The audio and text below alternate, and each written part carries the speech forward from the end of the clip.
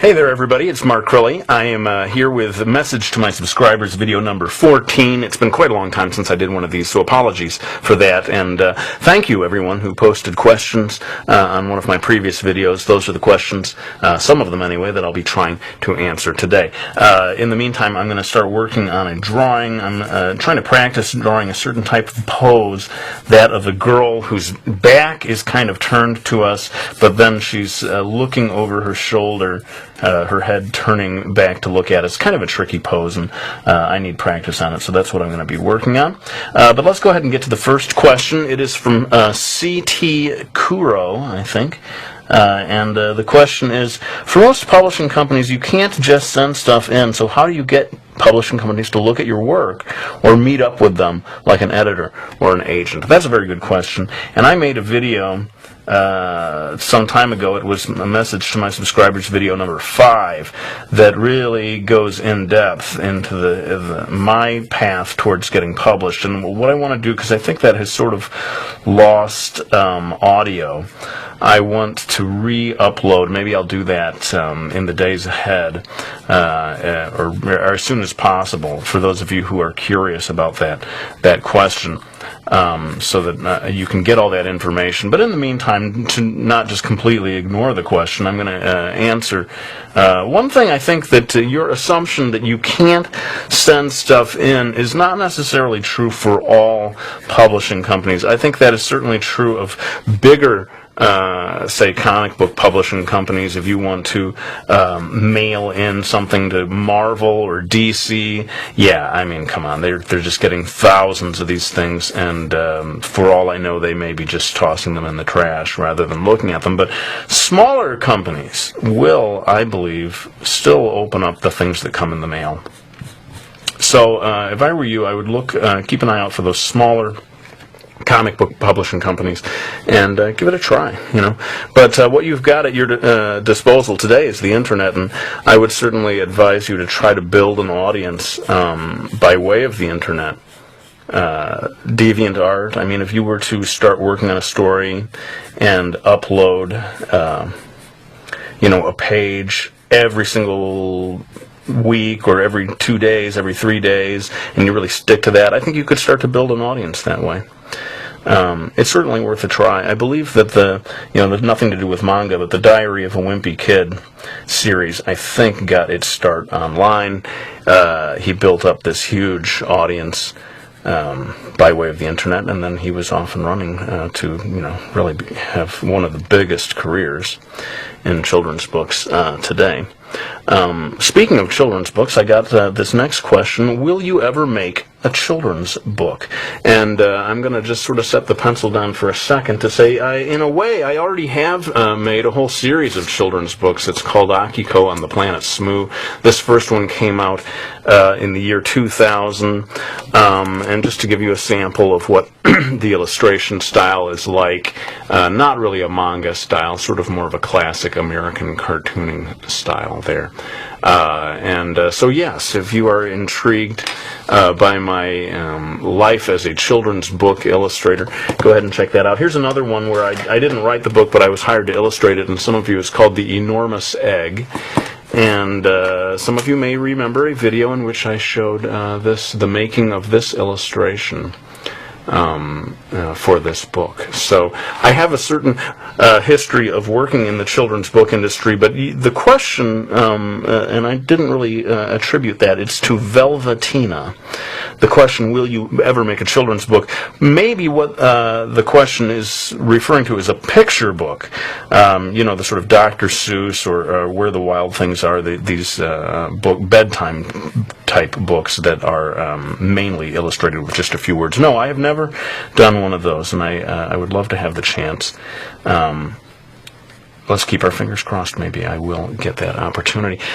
Let's move on to the next question. Do you have any assistants that help you on your work, doing things like inking, etc.?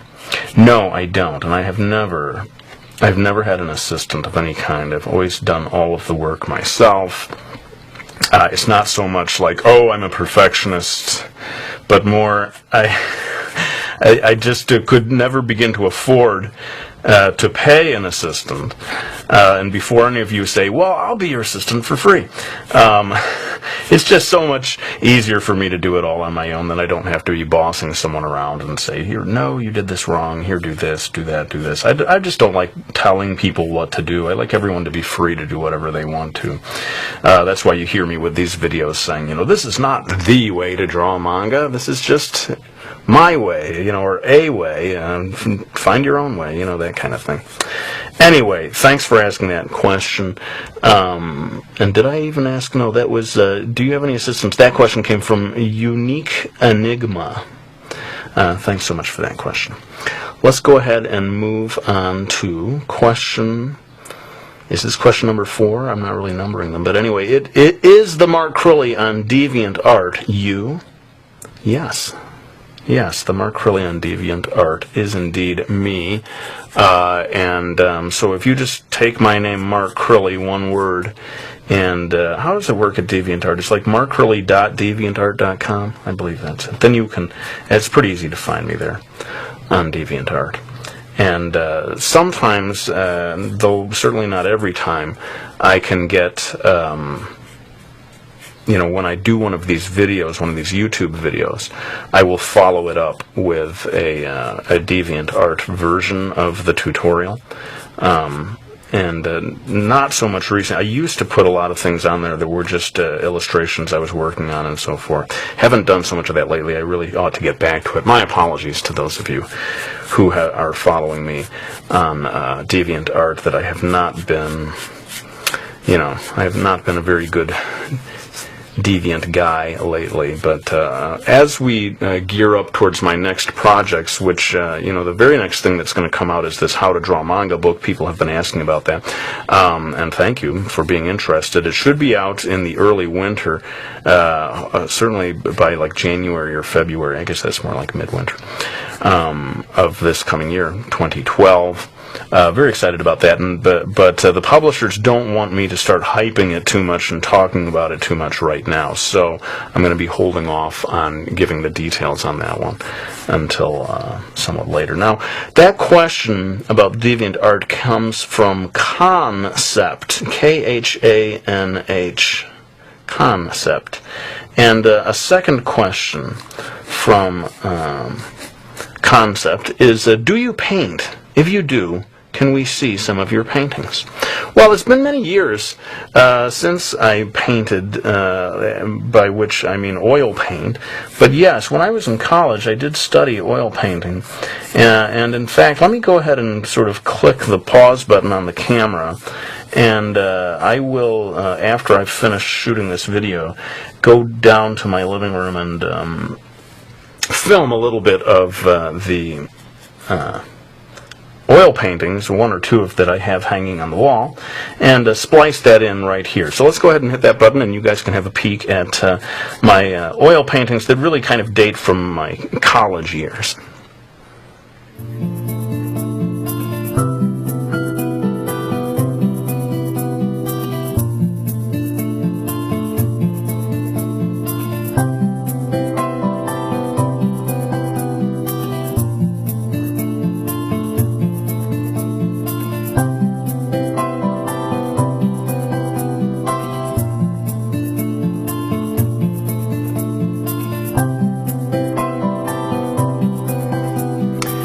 Okay, so there you see a little blast from my own past there of oil paintings. I really wish I could get back into oil paintings, but it's obviously a time-consuming thing, and I'm pretty busy with my deadlines. But I have this sort of image of me years from now in retirement, getting back into oil painting. It really is a joy and certainly a challenge that I would like to.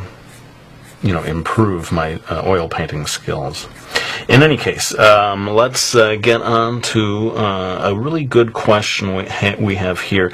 I have a question. This is from L307UG4. I have a question regarding speech bubbles. Do you draw the page fully and then stick the speech bubbles over it? Or do you draw everything, including the speech bubbles, at the same time? Great question. Different artists have different ways of dealing with speech bubbles. Certainly, there are many cartoonists who do it old school, which is to say, all of the speech bubbles are part of the art, and the lettering is hand lettered, and there is no use of computer at all. I did that on my very first few comics. I did everything by hand that way, but pretty quickly I moved to doing the lettering with a font and using the computer basically to create at least partially the word balloons, if not the entire, or speech bubbles, I guess, as the questioner phrased it. I used the computer for at least part of that, if not the entire thing. I think with Brody's Ghost, in fact, let me go ahead and I'll pull out Brody's Ghost, maybe some of the original art, and contrast it with the comic to show you what parts are done by hand and what parts are done by computer. So here is some of the original art from Brody's Ghost, Book 1, and you see Brody's putting down his guitar in this scene, but you don't see any word balloons of any kind. And here is the actual page as it turned out in the book. As you can see, I work a little larger than actual print size, but not that much larger. And there he is saying his lines of dialogue. All right, well, bring it on then. You're messing with the master. Me doing my best Brody voice there. But you can see the word balloons, the text, it's all dropped in by computer in Photoshop later on. And even these gray tones, look at the jacket, it's all just, I call this like kind of coloring book art, where it looks unfinished to me, it's just lines. And then, so I go in with Photoshop and I add gray tones and shading just to finish it off. But I am, old school in the sense that I'm not drawing on a tablet or something, I'm doing actual ink on paper. So I hope that answered that question. Let me go ahead and hit the pause button, and we'll get to at least one more question. Okay, so here's a question I really love, and will enjoy answering. It is from X-Bladewing-X. What advice would you give to people like me who wish to become teachers in Japan, but at the same time pursue a career in something artsy? First of all, I'm delighted to hear that you're interested in teaching in Japan. I did that, of course, in both Japan and Taiwan. For me, it was the late 80s, early 90s, long ago. But it is just a wonderful experience to live overseas. It's not necessarily so much about teaching English, although if you're interested in teaching English, you're going to love that aspect of it. But in a lot of ways, teaching English is just a way of kind of getting a ticket over there and having the experience of living overseas. Now, I know that in Japan they have a program called the JET program. First and foremost, any program, at pretty much any position teaching overseas requires a college diploma of some kind. So make sure, if you want to do that, do whatever it takes to get to college and finish college. Get that diploma in your hand, and then you are in a position where you can maybe apply to the JET program or any number of other programs. When I was in Taiwan, I taught at the YMCA, believe it or not. Of course, we think of it mainly as a place to go get exercise here in America, but in Taiwan, they had quite a developed English language, English teaching program, and I, among many others, taught English and really enjoyed myself over there with the YMCA in Taiwan. So I can't give you super specific advice on where you go to pursue those jobs, but I think if you're in college, if you get to college and start asking around about that, about how do I get a job teaching English in Japan or China or somewhere overseas, I'm sure they have the resources to help you with that. Well, I am almost done with this video, but I feel bad that you haven't seen the completed drawing. So what I'm going to do is do my usual time-lapse thing, throw in some music so you can see me finish this drawing that I started today.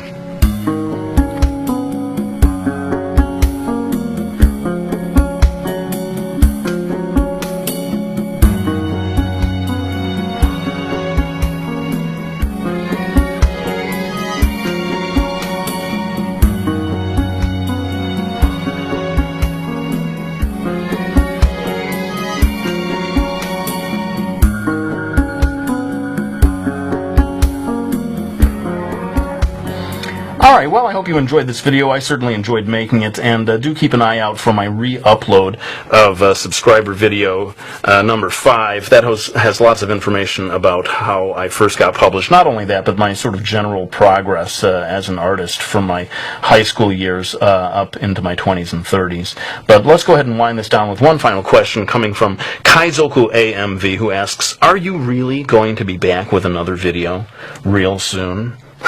And I'm so glad you asked me that, Kaizoku, because yes, I will be back with another one real soon.